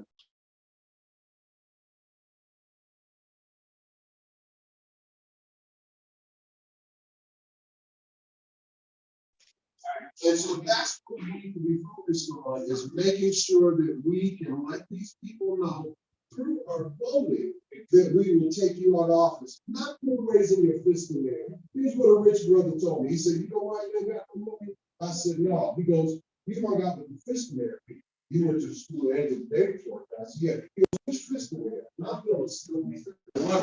He said, put it in there. And I put it in there. He said, now bring it down. I brought it down. He said, open it. What's in it? I said, nothing. And he said, and I opened my hand and it's full of money. And people come to me and ask me for money to help their cause and to help the community. He goes, but you can't help because you have nothing, because your fist was in there, instead of being focused on how do I develop some wealth so that when my community needs something real, I can deliver more than my range. Now let's find out. So Eric, you presented or that was the presentation? Okay. I'm going to say something. Yeah, let me read that. So State Representative Sean came forward. The Romney Magna Carta of the murder. He wrote an order to recall the mayor of the city of Chicago from the state legislature. Put it out on the streets. I put it on the streets on the ground. Nobody signed a petition in the whole state or Chicago at all. Then they went in protest that we want to get rid of the mayor. When the young brothers that are pro-black, consistent in Springfield, wrote a recall on the mayor, and nobody would sign.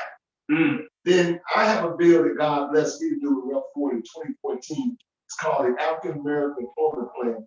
It's a law, not diversity, not multicultural. Latinos wrote theirs before. I said only 5 years, but I didn't know. It's a law passed 2014 to hire blacks in state government, CMS, Central Management Tax Corporation, and nobody black office using it to hold the government account and hire black people. So I just want to, so when you organize, mobilize, and you don't put no pressure on people, you get what you. Now let's, oh, go ahead. There are 2 bills that was. Look louder.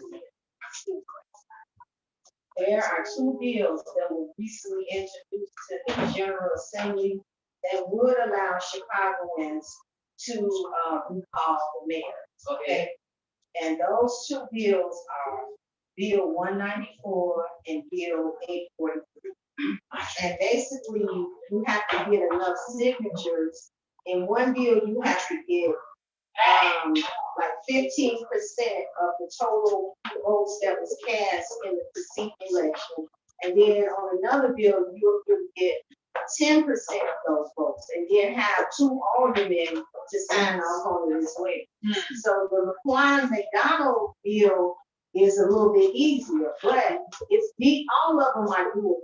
The Laquan McDonald bill is getting held up because it's easy. This would take a lot of work, these other 2. But the things that we just had a big press conference a few days ago, right down the street, as a matter of fact, right here in front of Desmond Yancey's office. And let me see. These are some of the demands that we made. We demanded that Brandon Johnson sign an executive order to end sanctuary city policy immediately. And we demanded for them to remove these illegal immigrants out of our community, because it's a safety hazard. It's a health hazard, because they're coming into the country. They don't get COVID shots. They're not being tested for diseases. They don't know their backgrounds. They're letting in pedophiles, murderers, thieves. We don't know what's coming across that border. They don't know what's coming across the border. The border is wide open. So we demanded that he stop taking these buses in, because there's nothing in the sanctuary city policy that says he has to accept the bus. Right. He could stop tomorrow, and he could also make an executive order to stop it. But this is all, it's a plot. It's a plot, and the plot is to run us out of our communities by the time that Obama Center is built. See, a lot of people thought that Obama Center was good for us. No, that's the way they're getting us out of the country. When that last brick is laid on that Obama Center, they want us out of here. And this is how they plan. They're taking seniors' homes in Inglewood. They're taking them in South Shore, for these taxes. They're not even telling you to have options. Some people have equity in their home. They don't even know that they can save their homes. It's nothing out there to educate the seniors, and that's what we have to do better at as well. And I spoke to someone. Read the other ones. It's 7 of them. So any sanctuary city, $150 million. Okay, so is demand of the mayor and aldermen to not allow any more busloads of illegal immigrants into the city of Chicago. Demand that the aldermen vote no on the budget that includes an additional $150 million or any amount for illegal immigrants. We demand a funded office of freedmen for Black descendants of American chattel slavery, and for them to support the contract with Black Chicago 2023. And we are saying that we will support any candidate, Republican, Independent, Democrat, who oppose sanctuary city policy. Oh yeah, that's right. So this and we support Illinois African American for equitable redistricting map and standing committee for Black student achievement. That's what's going on in the schools. Stop the land grab of senior citizen homes to replace us with illegal immigrants. And that's basically what they're doing. They're coming in, they're buying up all the lots, they're buying up all of that. They're really giving it to them. They're giving it to them. They're giving them those houses for $1. They're giving them the lots for $1. They're paying their rent up for 6 months. They're giving them like $9,000 to pay off their rent. It's just so many opportunities that they're giving them with our tax dollars, with Black tax dollars. And we're paying for their freedom, but we're yet to be free. Right. Everybody with us. Because we at 435 now, we got to get on board registration. Go ahead, Justin. I agree with everything that each one of them said, and that actually sets the stage for what I'm about to say. Willie Wilson also, he's doing his commentaries to the Chicago Tribune. That's been talking about the state of Black Chicago, how is it that we're in this situation politically and all that. and he did this one article called Power Tends to Corrupt, and Absolute Power Corrupts Absolutely. And it's talking about the fact that you cannot recall the people here in Illinois. Right. And we had already started looking at this, the Quan McDonald thing. Now, what we need to do now is what we're talking about. You gotta show down there to City Hall. Now, I went and met with Yancey, Alderman Yancey. And I got on him about the fact that what's going on in South Shore, because that's how I ended up coming back to Chicago, because my mother's estate from probate. And I saw the real estate grab in that. I'm like, what the heck? You know, and that's what landed me here. And then going through down that rabbit hole, yeah, they straight taking black people property. And they're doing it over here in South Shore. So yeah, that is real. So what needs to happen now, when I met with Yancey, telling him he better get involved with this situation with my mother's estate. That's when he showed me that he had this ordinance called the South Shore House and Preservation Ordinance that he had just submitted to the City Council on September 14th, 2023, talking about preserving our house, black housing in South Shore, because he made the point that South Shore is the only place in Chicago where black people still abide the water. He said, and in fact, I think it's that way for the entire country, that South Shore is the only place where black people still live by the water. He said, and if we let them get South Shore, they got the South Side. So I put in, because I did a press conference a couple of months ago. You might see the clip on ABC, and I'll bring up the fact about that money that was earmarked for South Side, Southwest Side Invest that Lori Lightfoot had did for that $320 million. And when I said that, the newscaster, I guess, went back and did her own research, and that's what she brought up when they aired it, that in fact it was $2.2 billion that had been allotted for Southwest Invest. So I've been down at City Hall, I'm there almost every day, talking about where's our money? Give us our money so that we can have economic development over here. And the issue of immigration, because let me just say this, I was in California for 35 years, so I know how immigration will destroy us. It will kill us economically. And what we cannot allow is for them to take our money and give it to those immigrants. What we cannot allow is for them to put tent cities on these lots that's going to appreciate the value of our property that we do own over here. We cannot allow that. And you show up at these meetings, I think a good idea to do is to come to those meetings and start letting them know that we are aware of the Quan McDonald law and that we can push it and we will push it and get y'all out of office before you destroy us like this. That we're not gonna wait for 4 years. We're not gonna wait for the sanctuary city to be on the ballot and all this and that, because traditionally, as black people, we know that the most push, the most change that we've ever accomplished throughout history has not been by way of voting. Right. We don't have to wait to vote to make something move. What we gotta do is show up. When is the next meeting? November, well, it'll be one, Monday and Tuesday, because they're doing the budget stuff, but the November 1st one is the main one. So let's do this though, because I think if nothing else, I want our takeaway to see how we have to have our structure in place. Because believe it or not, this ain't the first time we've been disrespected.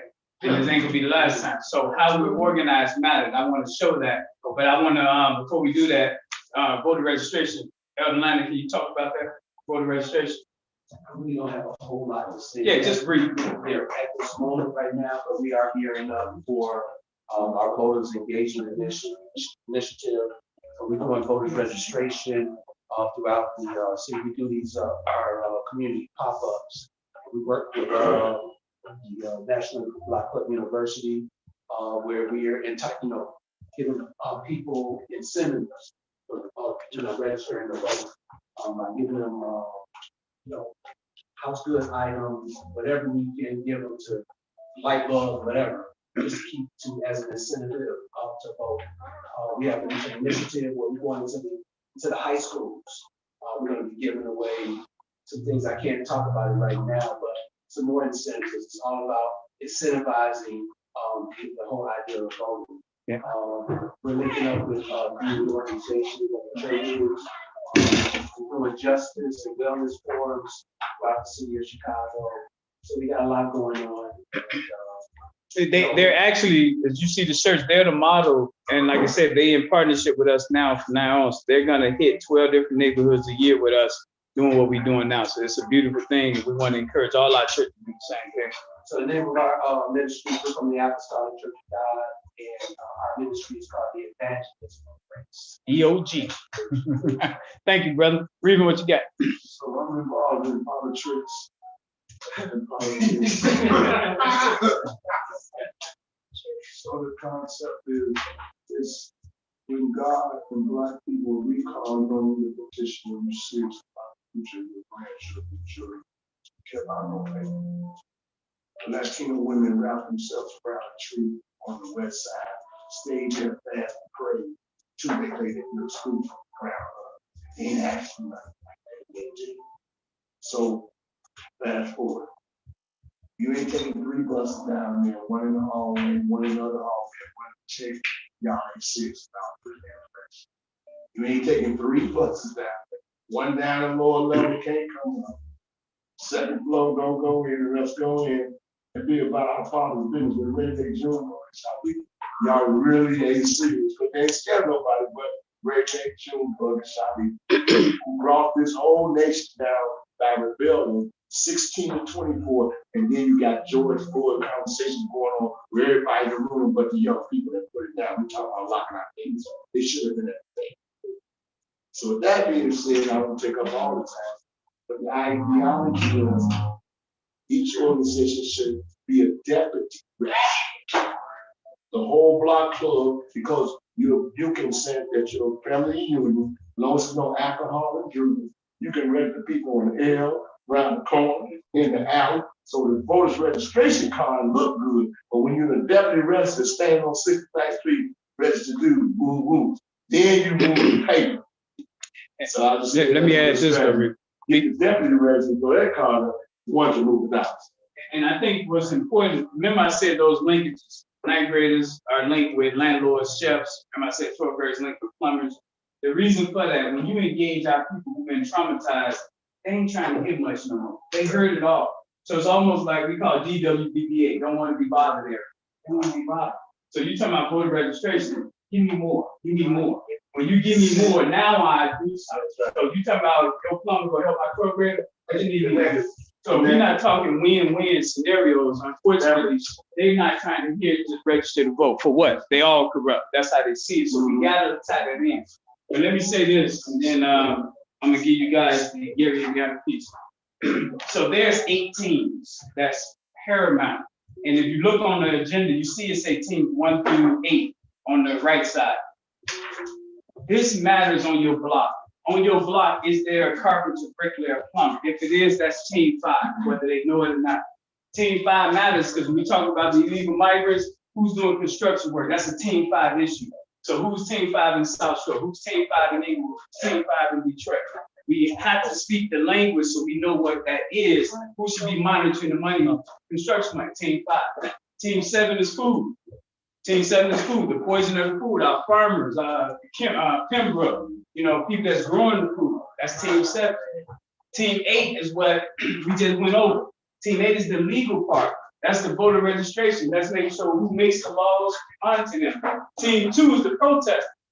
We call them the pit bulls. They're the ones that go out there and hell raise, make sure the voice gets out there. So team 2 should be listening to what team 8 says is an issue, we go pit bull. Team 2 should be listening to education. That's what they're doing to us. We go out there. We're organizing by these structures that is universal. So in Detroit, it's the same thing. So if we see a kid get killed in Detroit, what team 2 doing out there? Let's go support. Let's send our team 2 to help that team 2. So now we're talking universally as a nation of people organized. So now we all know what the language is. We can get on code better that way. And so every second Friday, and see, this is the thing. Whoever is leading, that's the bullet.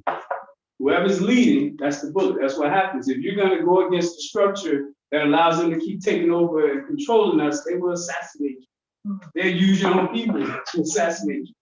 So what we have here is everything we're talking about has a date assigned to it.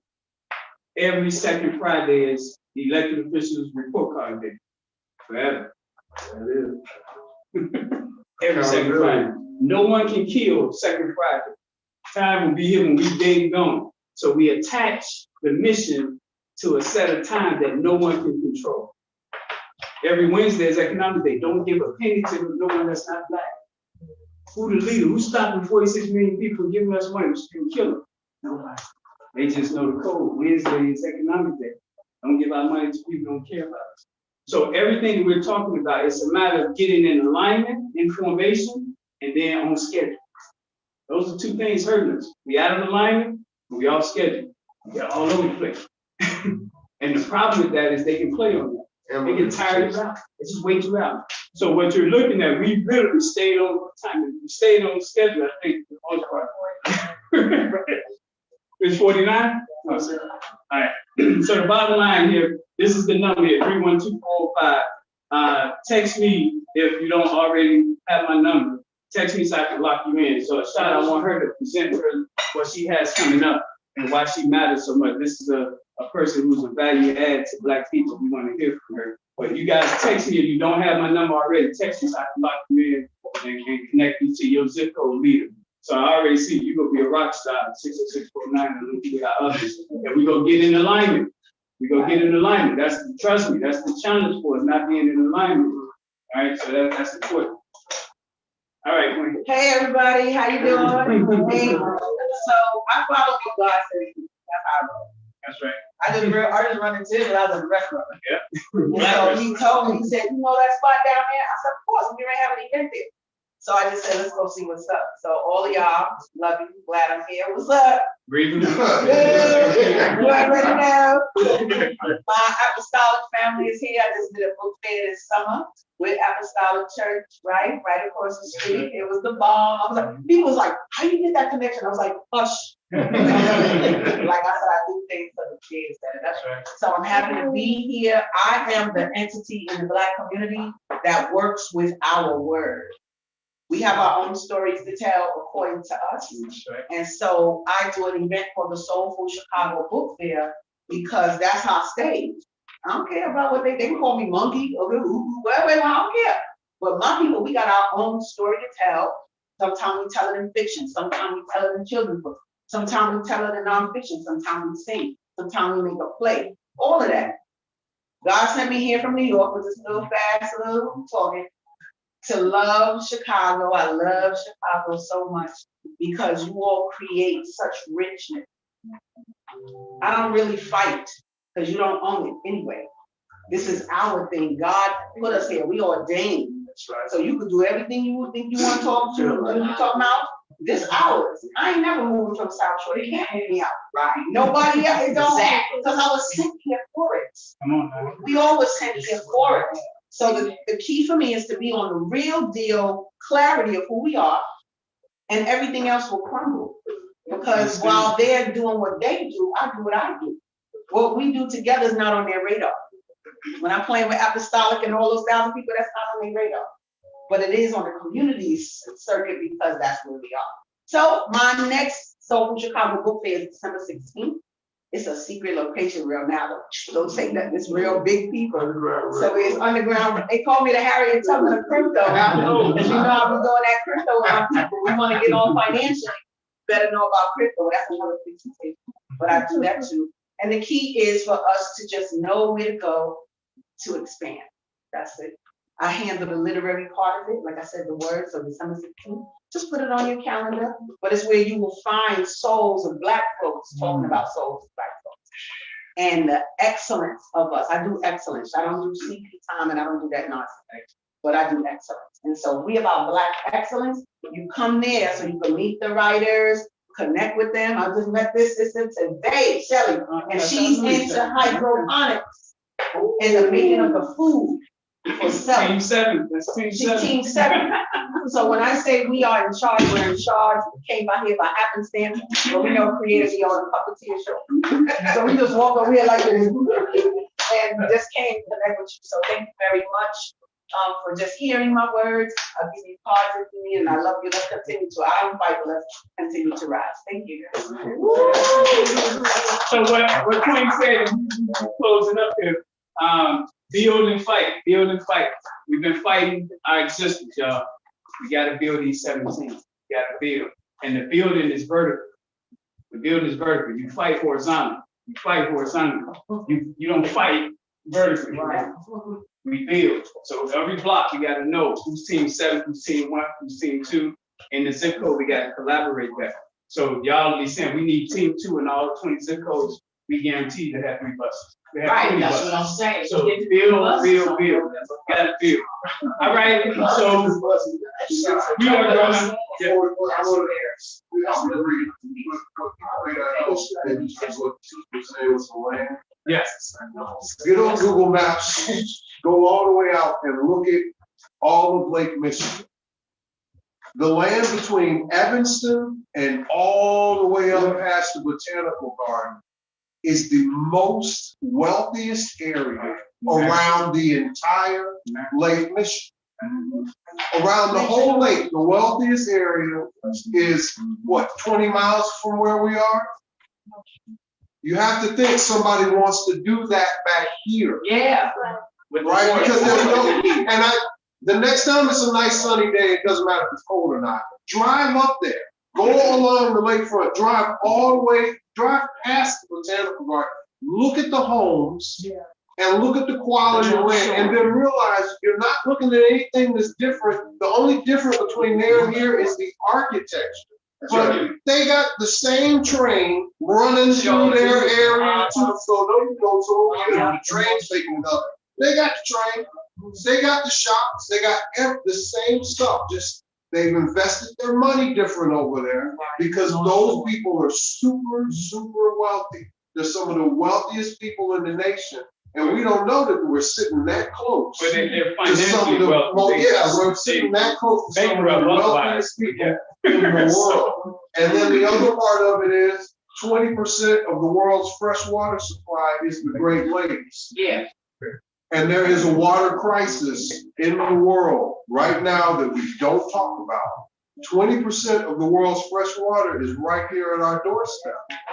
Kamala slipped up one day after she got in with a little nervous giggles when she started talking, was saying shit she wasn't supposed to say. And she said, I don't know what you guys are fussing at me about this stuff, or you need to be concerned about the water. And she caught herself. So that is team 1 business. Right. Our So, scientists, and every third Tuesday is our scientist day. So we gotta plug you in with third Tuesday with those people so we can rally around how we get these in every zip code. We got to know what we work with. We got to build it. Your sons and daughters are these professionals. We got to know it. So text me that number. And the son that's a teacher, carpenter, bricklayer. We got to build it. We got to build it, y'all. No one's gonna build it. We got to build it. The next one is Saturday, November 18th, because the next one is the holiday.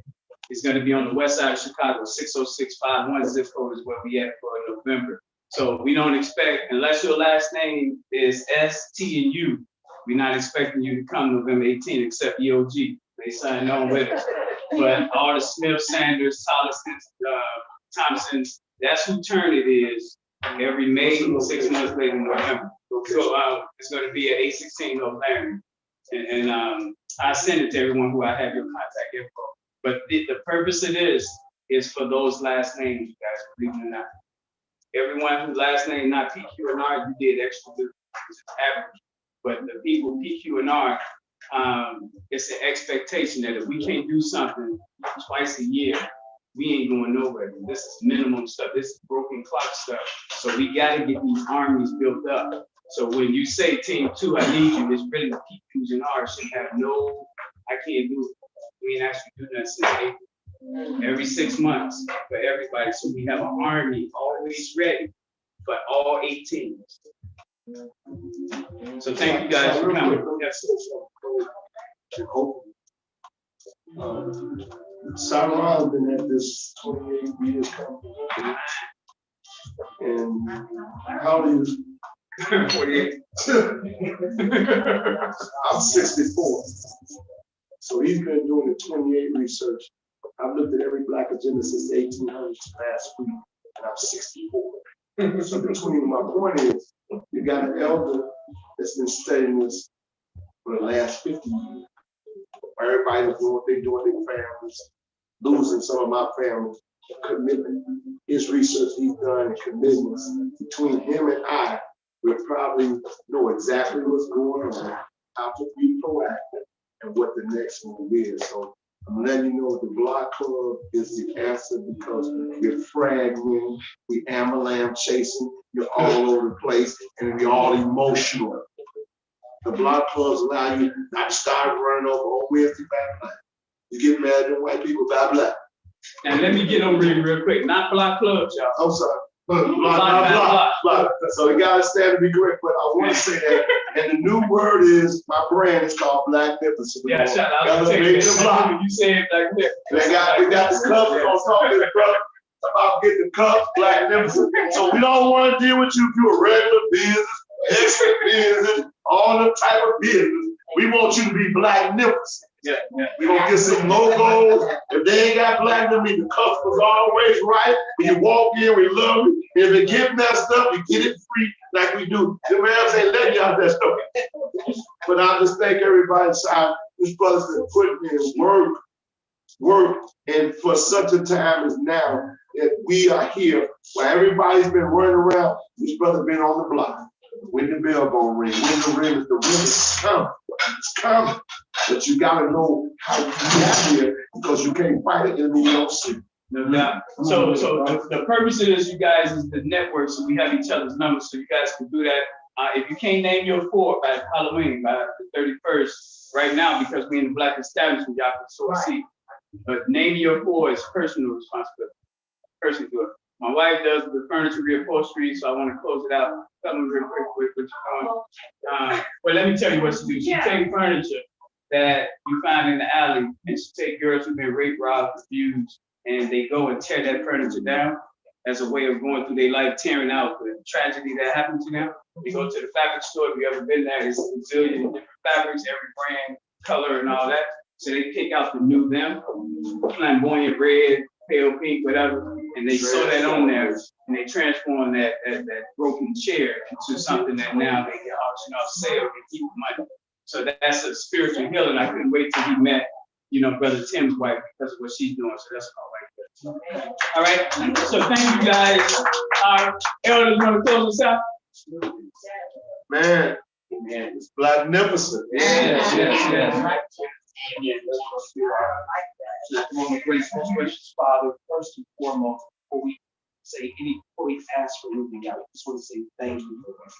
God, we are so grateful for this opportunity, for all of this minds, of wisdom, the strategies, Father God, the hearts of your people, Father God, that has been shared today. God, we ask that you would bless everyone that has entered the doors of this business, but we ask that you will continue to bless our brother Tim and our brother Vicky, our sister Vicky, Lord, for their just opening up their doors for us, Lord, and allowing us to come in.